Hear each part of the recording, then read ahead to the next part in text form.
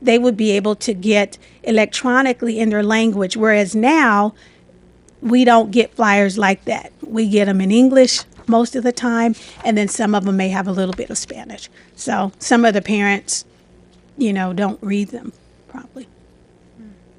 I guess. Well, just my concern is that I hope that, we do communicate that. Can we do like a hybrid? I mean, does it have to be, I guess that's my concern because like there's some parents that don't have it. We understand that, and we're walking them through. We've talked to the principals, and they want to help. We want to call those parents. We want to use our telephone system to encourage them. We want to provide resources so that if they don't have an email account, we teach them how to set it up so that they're moving forward with, where we're going. Then might we suggest that before you start cutting out all the paper, you get the rest of that in place first so that your percentage is more than 40%? Sure, definitely. More like 80 or something like that before we cut it all off. I mean, because that would be years. Well, I mean, the whole point is you're talking about bringing in a product that's for free, so that's a good thing.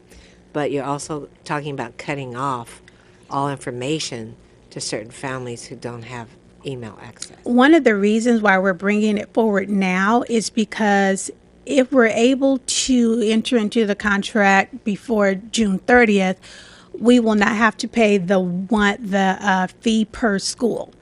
So there is a fee that is being waived for us for now and subsequent years. Right. So you could do the purchase, but in practice, Yeah. I think what we're saying is you can't just drop all Yes, current processes of communication. we agree. Okay. Okay. So is there a motion on item 1.14? I'll move it only with the caveat that we will continue to deliver hard copy communications to parents until we've reached a better threshold of participation in emails. I'll second. Okay. Cecilia can second. Seconded by Ms. Iglesias. All those in favor say aye. Aye. Aye. Opposed?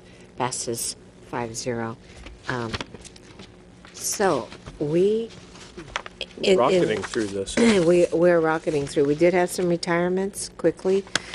We just approved Linda Bell retiring as principal from Thorpe after 33 years of service. Patricia Kamal, teacher at Lincoln, 17 years. Hilda Valovic, teacher at Davis, 14 years. Irma Quintanilla, instructional assistant, special ed. Romero Cruz, almost 23 years. Lisa Sanchez, instructional assistant, 23 years. And we thank all of the many donors that have gifted items to various schools. We are now on the presentation of our local control and accountability plan.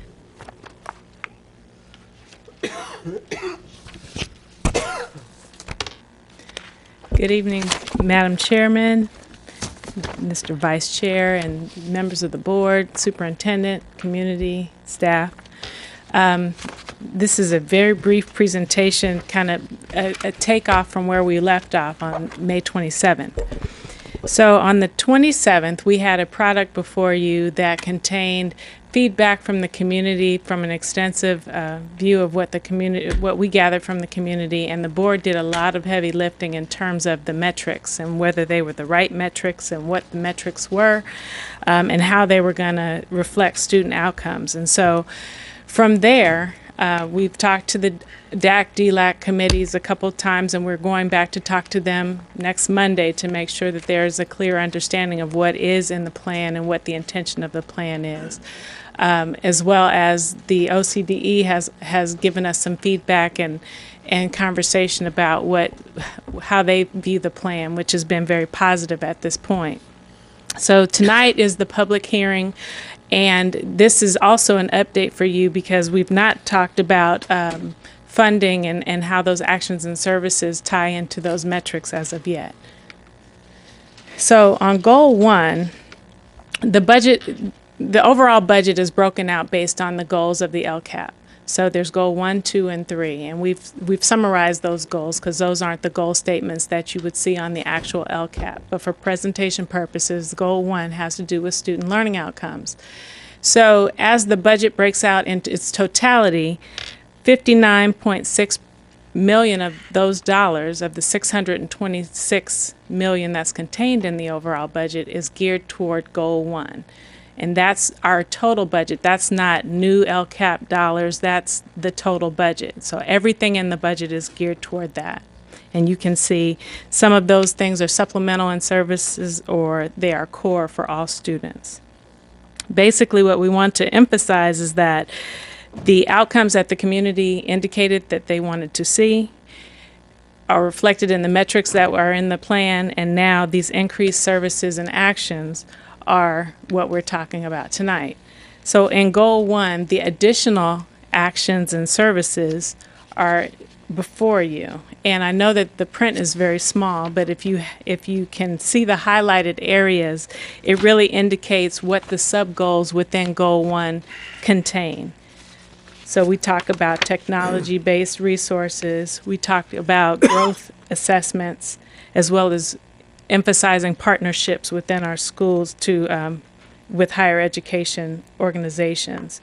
We talk about increasing credit recovery options, early literacy programs, access to advanced placement and IB programs, as well as expanded access to math and science programs, STEAM and STEM and those types of things. And you'll go down the line and you'll see CTE, ROP, and making sure that those course options and academies are maintained within our budget, virtual schools and virtual options for students, including personal learning opportunities. Those are all a part of goal 1. Then you'll go to the next slide of goal 1, and it really looks at extended learning opportunities, early childhood, and making sure that we have before and after school programs for our kids that include tutoring, summer programs, and transportation services as necessary. So if you look through the list, you'll see a litany of things. But what we're trying to do is tie the quote-unquote additional services and allocate some dollars to support those and show the community that those are the areas where we're focused. On goal 2, we've labeled that engagement, but that really has to do with much more than student engagement. That is engagement of all stakeholders in this process.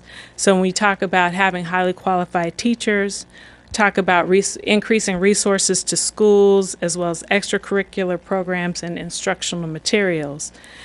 We talk about special ed services in this goal, as well as additional access to technology for students, VAPA, project-based learning, and so on. I apologize. So you'll see that there are significant amounts of dollars, new dollars, that are allocated toward these sub-goals within Goal 2. It goes on to talk about professional development for teachers, increasing library hours, and making sure that students and parents have access to library resources and computer training for parents.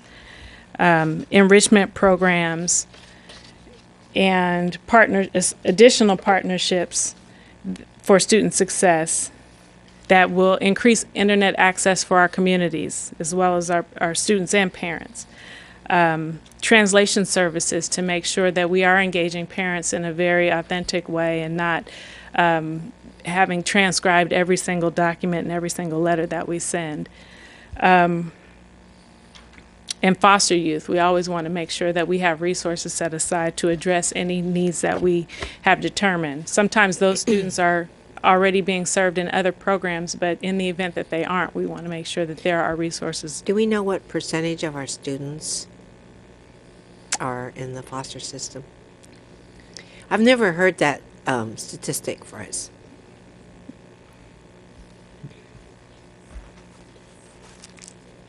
About 176 foster youth, so less than 1%. So as far as we know, and that's not always what we know, because I think it's probably a lot larger than that, but just based on some of them, Based on what we've been able to the identify. dynamics of our community, it's probably not known. and some youth who are kind of unaccompanied, you might say. But I think it's good because I know the fund